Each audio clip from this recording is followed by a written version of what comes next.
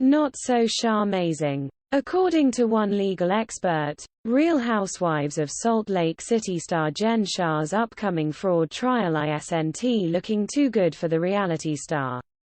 The Bravo TV personality is facing multiple counts of conspiracy to commit wire fraud and conspiracy to commit money laundering. If convicted on all charges, she faces a maximum of 50 years in prison. Ahead of her trial, which begins March 22, Shah's legal team filed a motion requesting that clips from the series not be shown. There is no circumstance under which a clip of Jen Shah from her appearance on the RHOSLC should be used in court, as these clips do not have any of the indicia of reliability, her lawyers said.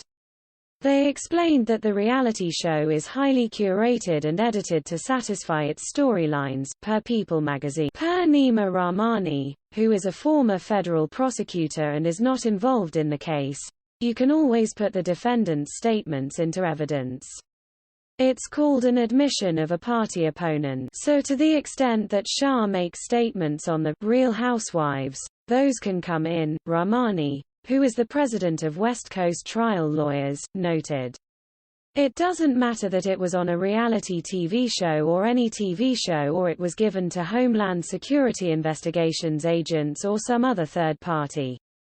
Those can come in. There's no exclusion because it was. Speaking to the defense's argument, Rahmani acknowledged that if Shah's legal team can argue those are not her statements, or they were edited it in a way to make them inaccurate, then the judge may exclude them on that basis.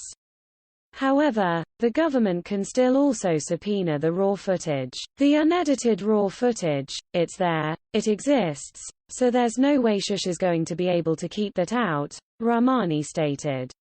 In the event that Shah argues producers encouraged her to say things that were untrue for TV purposes, Rahmani explained that is what's deemed weight, not admissibility, which the defense will have to argue to the jury. The defense can argue that it's all staged, but that's an argument you make to a jury. It's not going to keep that footage out entirely, he said. Simply put, in Rahmani's perspective, there's not a good legal basis to get this evidence excluded. It's coming. Meanwhile, Lara Yerazian, a California-based criminal defense attorney, also stated that the judge might allow unedited comments, as long as they're not rehearsed into the trial. However, Yerazian emphasized that the footage needs to be related to the charges involved and Shah's statements can't be scripted or edited. It's very dependent on what it is. The prosecution is trying to bring in, Yerazian, who is also not involved with the case, said.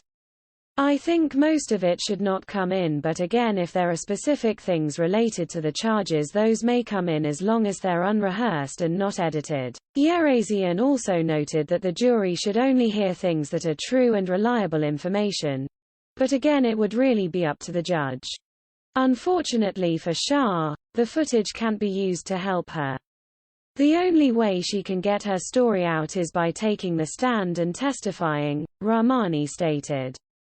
If there's an argument that, look, the prosecution is just playing one clip and the jury needs to see the whole video to really give context to it, it's called the rule of completeness. The judge may put the whole clip or particular. In 2021, the New York Police Department said in a statement at the time of Shah's arrest that the number of victims Shah and her first assistant Stuart Smith had allegedly duped stood in the hundreds, and noted that the alleged fraud had gone on for nearly a decade, starting in 2012.